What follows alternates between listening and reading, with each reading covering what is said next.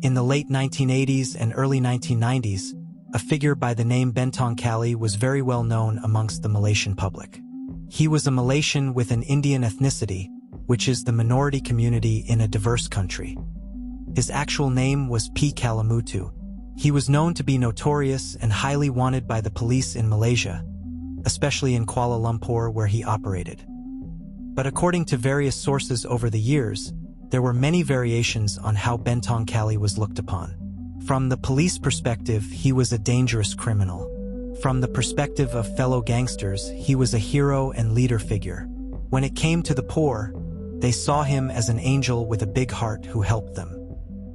Born as the 8th child in a family of 11 children, Bentong Kali grew up in a poor family in the district of Bentong, which is located in the state of Pahang.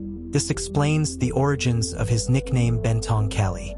Due to the lack of attention from his parents since childhood, Bentong Kali often engaged in illicit activities since a very early age. He even dropped out of school at the age of 13. At the age of 14, he begins his first encounter in the underworld by joining a local Chinese gang. He was arrested and jailed for 5 years till the age of 19. After his release, he rejoins the Chinese gang once again, where he gains their respect. Fast forward, in 1981, Bentong Kali, who was 28 years old, formed his own gang with the aim of controlling criminal activities in the states of Kuala Lumpur and Selangor. They began to smuggle drugs and peddle around the infamous areas of Brickfields and Old Klang Road. He was eventually arrested in 1990 but was immediately released due to lack of evidence and proof against him. This happened again the following year, and he was also released a few months later. After his release, he turns into a much aggressive person and was armed around the clock. Bentong Kali would kill anyone who he thought and felt had betrayed him. These hardcore activities went on for 2 years, up till 1993. According to the Malaysian Police Department back then, Bentong Kali had murdered 17 people in total. The actual figure remains a mystery, as those who were close to him has confessed that the number is much higher. As the Malaysian police were collecting intelligence and information regarding Bentong Kali's whereabouts, they were shocked to stumble upon a laboratory which belonged to him. Initially, the police thought that Bentong and his gang smuggled drugs from neighboring countries. He processed and manufactured the drugs by himself in Kuala Lumpur and controlled the supply single-handedly. This had irked the Malaysian police, which triggered a massive manhunt for Bentong Kali nationwide. At this point, Bentong had committed a serious murder in public for the first time. He shot dead a guy in front of a food stall just below his apartment. Based on the report, Kali shot the guy who reprimanded him for urinating in front of his stall.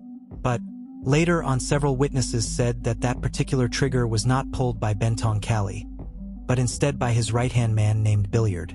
Besides that, there were reports that he even stormed and killed 4 people for no reason in a birthday party.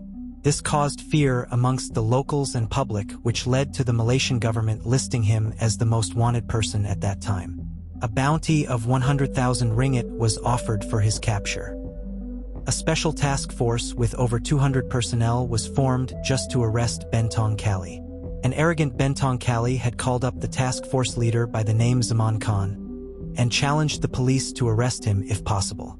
Based on the intel that the Malaysian police had, they managed to trace Bentong Kali and 2 of his members in a house. Within an hour, the police managed to round up the entire house, and this is where Bentong Kali started to engage in shooting with them. According to reports, Bentong tried to escape by climbing a wall. This gave the police a clear shot, and it hit Bentong Kali right at the center of his forehead. The other 2 gang members were also shot dead. Some of his close aides and their family members still do not believe that Bentong Kali was shot by the police. According to them, Bentong shot himself, as he had always told them he would never be arrested nor killed by the police.